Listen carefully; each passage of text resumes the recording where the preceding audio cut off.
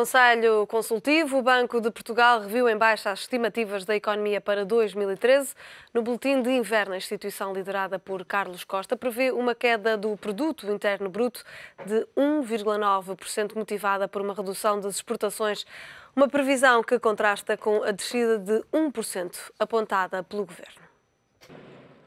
Por força da implementação das medidas de consolidação orçamental previstas para o próximo ano, associadas ao risco de um crescimento económico mundial menos favorável, o Banco de Portugal reviu em baixa quase todos os indicadores macroeconómicos para 2013, a começar pelo comportamento da economia. Deve a recessão ser mais profunda, com o PIB a recuar perto de 2%, acima do valor estimado no boletim de outono. No que toca a 2012, confirma o Banco de Portugal um recuo de 3%. Em 2014, espera a equipa de Carlos Costa um crescimento da economia de 1,3%, mas avisa-se no documento que esta projeção otimista prevê que não sejam adotadas mais medidas de austeridade. Por força das dúvidas em torno da retoma da economia mundial, os valores das exportações foram revistos em forte baixa, quer em 2012 e em 2013. O recuo no último ano foi de 2 pontos percentuais em relação às projeções de outono. No próximo deve ser de 3. No que toca às importações, continua a tendência de redução das compras ao exterior, o que coloca a balança corrente em valores neutros no ano que agora termina. E nos seguintes, o déficit externo deve ser excedentário. O enorme aumento de impostos incluído no Orçamento do Estado para 2013 vai pesar na carteira dos portugueses, mas não deve refletir-se nos valores do consumo privado, já agravados no boletim de outono. A queda em 2012 deve ser superior a 5%, menor no ano seguinte. Já o consumo público deve retrair-se mais, fruto dos cortes na despesa. Por força dos dados da atividade económica fragilizada, o Banco de Portugal considera fundamental que se repense o papel do Estado e aconselha a implementação coerente de reformas, por forma a estimular o desenvolvimento da economia. Mas alerta a equipa de Carlos Costa que devem ser assegurados níveis de bem-estar compatíveis com a manutenção do consenso institucional e da coesão social. E para o debate desta quarta-feira, contamos, como é habitual, com a presença de Hélder Oliveira, João Coutinho Figueiredo e Jorge Ribeirinho Machado. Os três, muito obrigada pela presença neste Conselho Consultivo.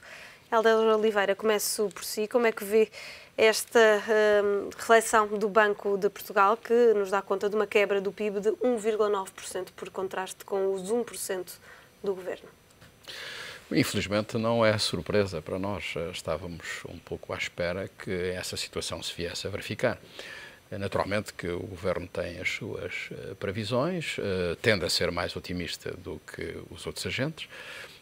O Banco de Portugal naturalmente foi àquilo que é uma situação concreta que nós nos defrontamos. Primeiro porque vamos ter medidas de austeridade reforçadas e, portanto, a procura interna vai naturalmente ressentir-se, mas particularmente porque há uma situação internacional que não é favorável.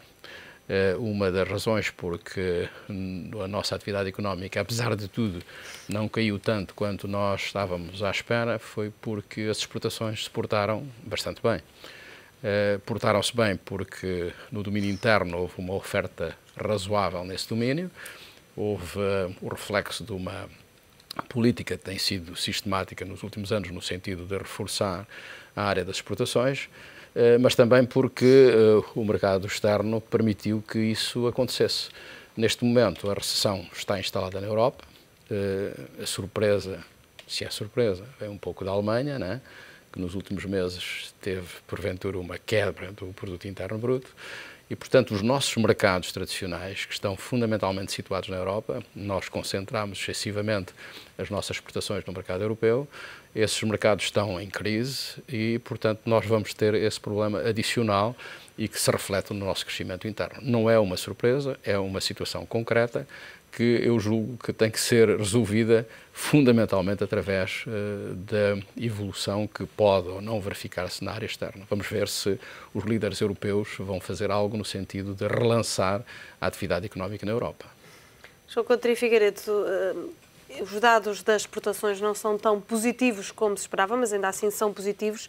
Vejo, por contraste, dados mais pessimistas no que diz respeito ao investimento e também ao consumo privado, que caem muito significativamente. É assim, embora se lendo o boletim é um boletim trimestral, portanto ele deve ser comparado com o boletim trimestral imediatamente anterior.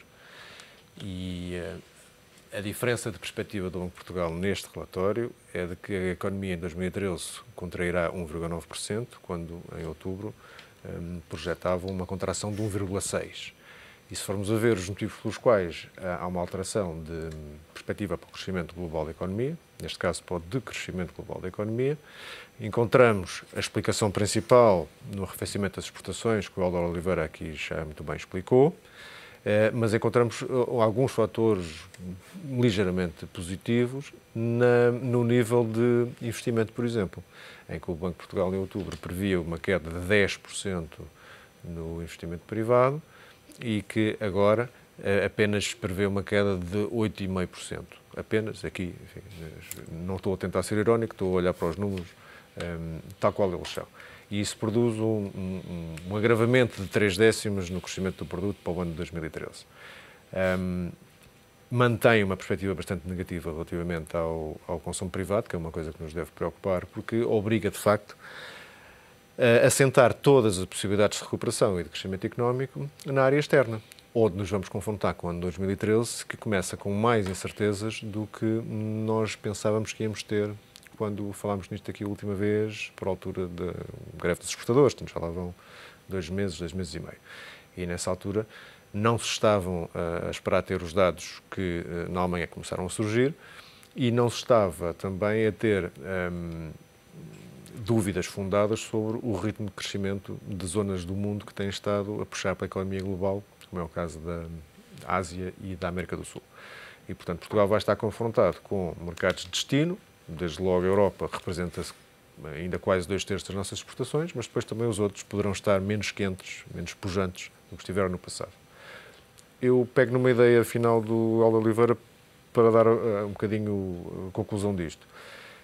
Pode não ser uma má conjuntura do ponto de vista político, porque se as más notícias, os arrefecimentos e as necessidades de fazer alguma coisa chegam também à Alemanha, do ponto de vista político, sensibiliza muito a Alemanha para a necessidade de pôr o crescimento e a criação de emprego no topo da agenda política. E, portanto, desse ponto de vista, não sendo, enfim, uma forma muito agradável de pôr a questão, pelo menos é uma forma de tentar, talvez, chegar mais perto de uma resolução, na medida em que os alemães podem, de uma vez por todas, não ter facilidade em dizer que estão fora deste problema. Jorge Ribeirinho Machado, outra das conclusões deste boletim é de que estão previstos menos 87 mil empregos. Uma notícia que vai no sentido daquilo que já vinha acontecendo no decorrer destes últimos meses, mas que agrava ainda mais a situação. É verdade. É verdade que agrava ou que pode agravar. Ao mesmo tempo, eu penso que vai continuar a haver uma grande imigração de pessoas e, portanto, estes 87 mil, no fundo, o resultado líquido... Vão diluir-se pela imigração? Numa quantidade significativa, de certeza. Há muita gente que continua a pensar, que neste momento está cá em Portugal e que está a pensar em sair. E, portanto, os números de diminuição de emprego, de facto, são maus, não? Mas não vai ter um impacto social tão significativo quanto poderiam ter, porque aquilo as pessoas com quem falo e aquilo que vou sentindo é que continua a haver muita gente a pensar sair do país. É a altura de se repensar o papel do Estado, diz o Banco de Portugal. Este também foi o conselho dado na passada semana pelo FMI. Como é que se pode repensar aqui o Estado face a estas novas realidades que vêm, no fundo, confirmar aquilo que já tem vindo a acontecer? Eu acho que esse é o debate que neste momento está a acontecer e acho que é muito importante que aconteça. Já agora, eu penso que dos aspectos mais importantes tem a ver com a quantidade de impostos que nós estamos capazes de pagar as pessoas, as empresas. Normalmente ouço falar do disponíveis para pagar, quanto é que nós estamos disponíveis para pagar. Neste momento não é a palavra disponíveis, não interessa, é quanto é que nós estamos capazes de pagar, porque nós neste momento estamos a pagar muito, mesmo muito. Portanto, não há hipótese de não repensar o que é que nós queremos do Estado. Acho muito interessante que se esteja a fazer estes debates, tenho pena que não tenham sido feitos antes, porque já se sabia que este corte de 4 mil milhões ia ter ser apresentado em fevereiro. As coisas estão todas a correr umas em cima das outras. Penso que é possível e necessário pensar isso, mas acho que é importante que este debate esteja a acontecer. Hélder Oliveira, o Jorge Ribeirinho Machado falava de que não é possível pensarmos na disponibilidade para pagar ou não, é assim na possibilidade de pagar, mas ao mesmo tempo repensar o papel do Estado, tendo por base aquilo que os portugueses agora estão a pagar e passando para um dos temas que estão agora mais atuais, os portugueses estão agora a pagar cada vez mais impostos e a verem o seu rendimento encolherem mais. Este repensar o Estado vai implicar encolher as funções do Estado? Que Estado será este? Bem, aqui estamos um pouco no confronto entre aquilo que é a economia real, né, e a ideologia. Né? Nós, neste momento, vamos ter um debate muito interessante nesse domínio. Digamos que quem lê o relatório do FMI fica atento àquilo que é a ideologia, que é a economia real. De facto, quando nós pensamos apenas na economia, a tendência será, neste momento, para tentarmos reduzir a todo custo aquilo que é o déficit orçamental, que é o nosso problema essencial neste momento, dado que até por razões, porventura, não muito interessantes para a economia, nós conseguimos, a pouco e pouco, encontrar o equilíbrio externo, né? Mas temos um problema grave no domínio orçamental. E, portanto, neste momento, a ideia que prevalece é no sentido de reduzirmos o orçamento, aliás, o déficit orçamental, à custa de uma redução da despesa pública. E é nesse quadro que surge aquilo que já tínhamos falado aqui na sessão anterior, que é uma diferença de ideologia no domínio da teoria económica mesmo, não é? Vai haver, de certo, nesta discussão, um confronto entre as pessoas, as entidades, os responsáveis políticos que se inspiram mais no keynesianismo e aqueles que se inspiram mais nas políticas monetaristas.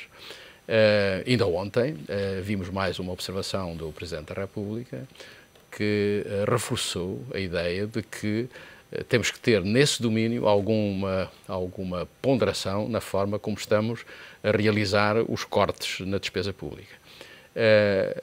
De facto, neste momento, o que se tem que discutir, por um lado, é a economia real é capaz de responder às necessidades que os orçamentos vão ter no domínio da despesa, mas também temos que estar atentos àquilo que é uma questão fundamentalmente ideológica, no sentido de ver se é possível ir além de certos cortes no Estado.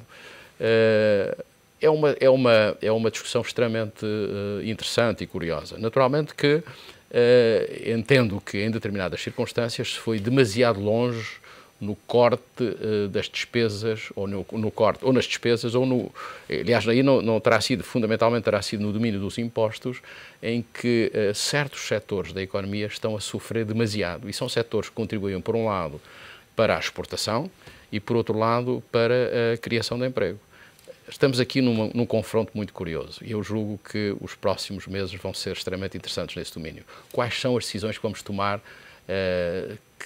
sendo certo que neste momento o que se pretende cada vez mais é retirar o Estado da economia e isso, enfim, tem que ser feito com grande ponderação. João Coutinho Figueiredo, desde ontem os portugueses estão a fazer mais contas face àquilo que vão poder ter como disponível para o seu rendimento mensal. Perante esta situação, acredita que pode haver mais pressão por parte dos portugueses para este repensar do Estado? Eles também vão querer ter aqui um papel a dizer sobre que Estado é que querem ter? Catarina, não sei se posso ainda dizer aqui uma coisa relativamente ao Guilherme Oliveira, porque eu percebendo, aliás, não é a primeira vez que o Hélder fala neste confronto entre keynesianos e monetaristas, e percebo a ideia, mas não estou de acordo, porque acho que o espaço para a ideologia é muitíssimo estreito hoje em dia. Aliás, eu acho que o único espaço para a ideologia que há é escolher entre as medidas de redução da despesa pública, porque, se formos a ver bem, o relatório do FMI faz um conjunto de, não chegam a ser sugestões nem recomendações, aliás, o título do relatório é opções, lista coisas, e se somássemos aquelas medidas todas, elas cediam em muito os 4 mil milhões que são como objetivo. Portanto, o papel da ideologia está limitado à escolha de, dentro destas opções, quais são aquelas que, somando aquilo que nós pensamos ser necessário, vamos querer tomar. Nenhuma delas está propriamente nem na cartilha ideológica dos keynesianos, por motivos óbvios, estamos a falar de redução de despesa e a maior parte dela com alguma reprodutividade, nem na cartilha ideológica dos liberais. Eu não falo dos monetaristas, que seria outra questão, mas os liberais também não estão a impor, os supostos liberais, a maior carga fiscal de sempre que é a memória em Portugal. Portanto, também estão completamente a violentar os seus princípios ideológicos. Acho que a ideologia deve ser posta na gaveta até nós termos a soberania suficiente para podermos escolher. Tendo dito isto,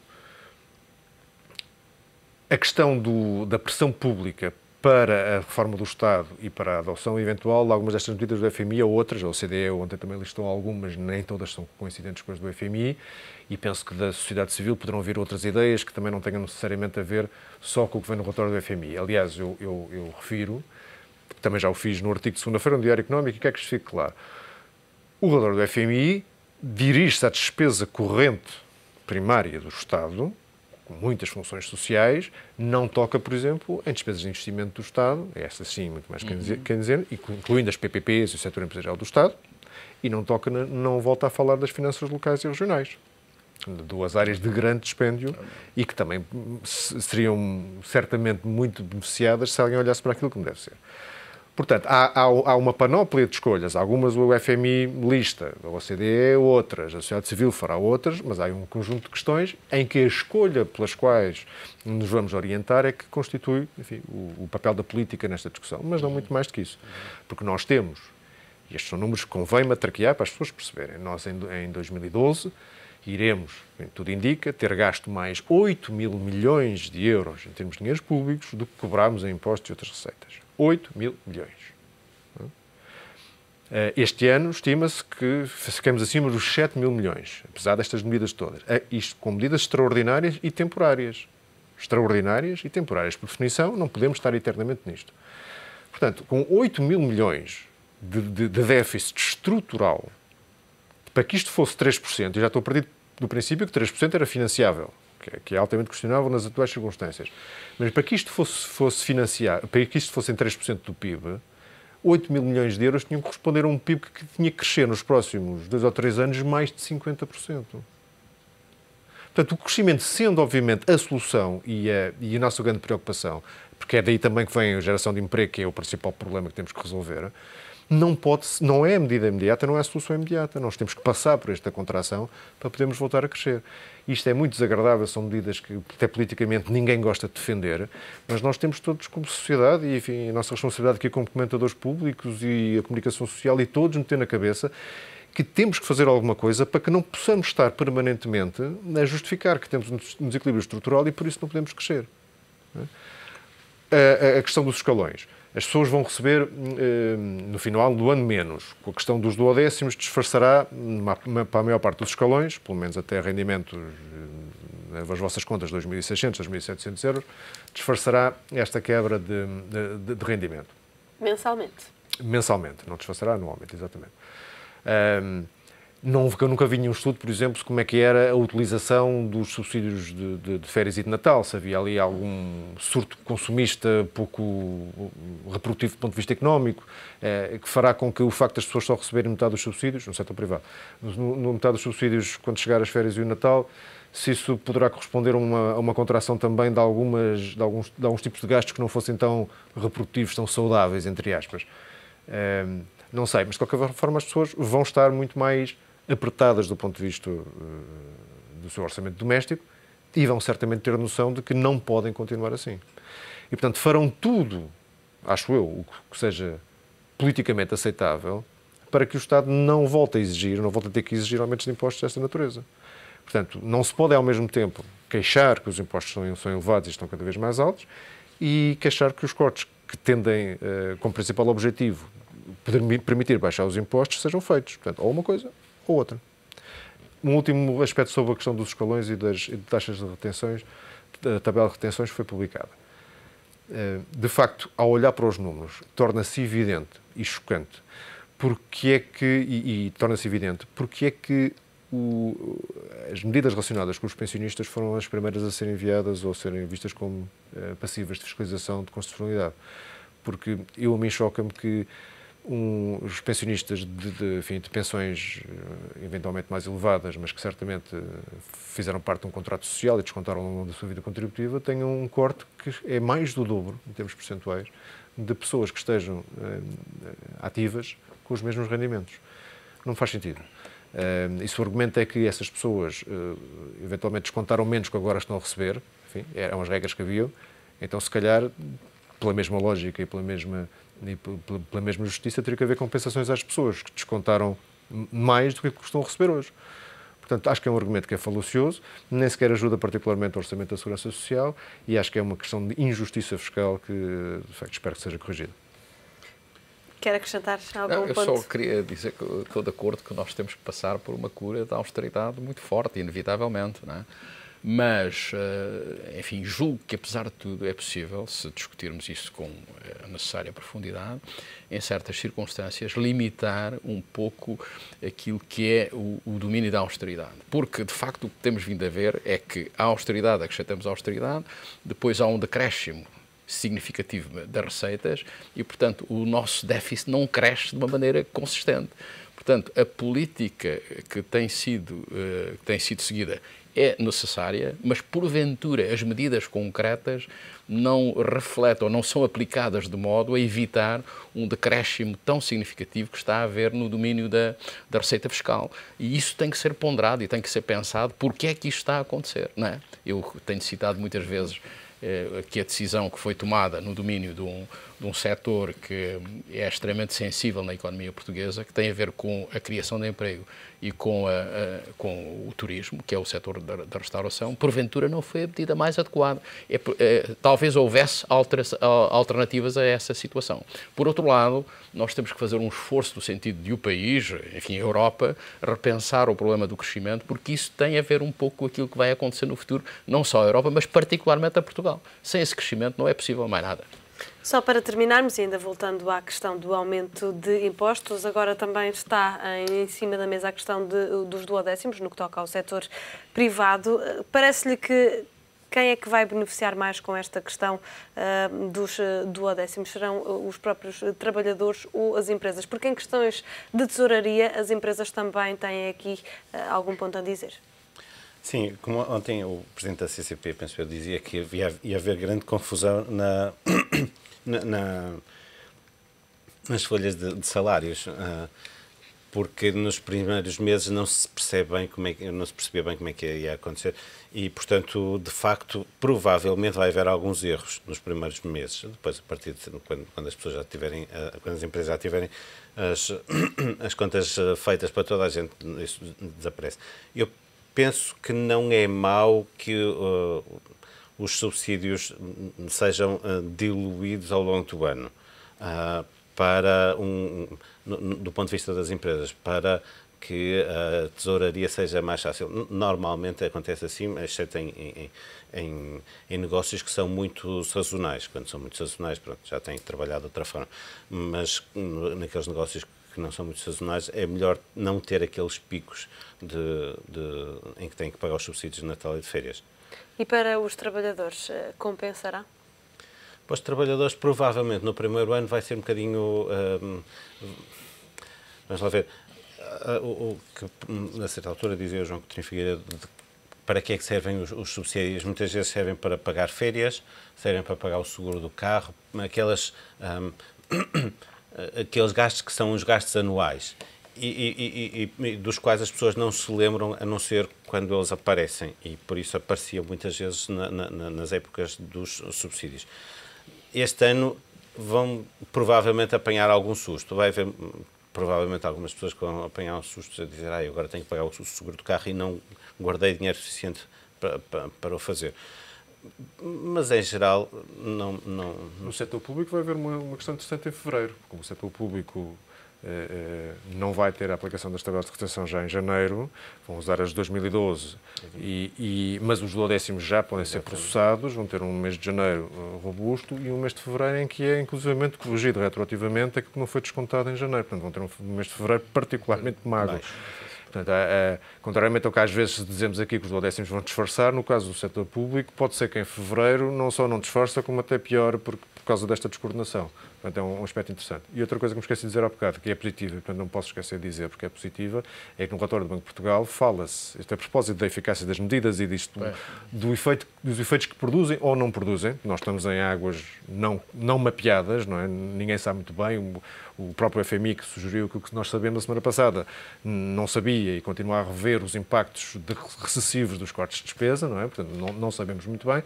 Mas um dos efeitos que já produziu foi que o Banco de Portugal confirma que vamos ter um excedente externo no ano de 2012 superior a 3% do PIB. São, provavelmente, mesmo com o PIB contraído, 5 mil milhões de euros.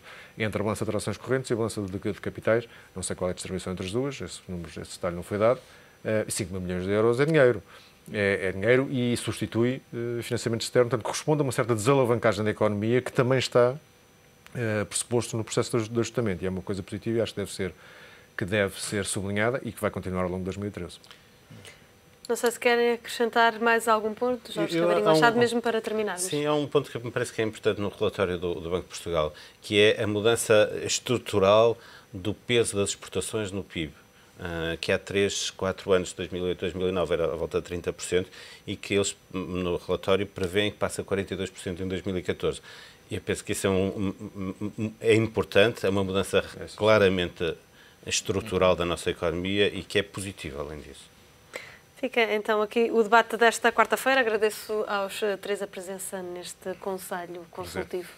O Conselho Consultivo fica por aqui. Já sabe, amanhã voltamos com mais um tema para analisar. Até lá.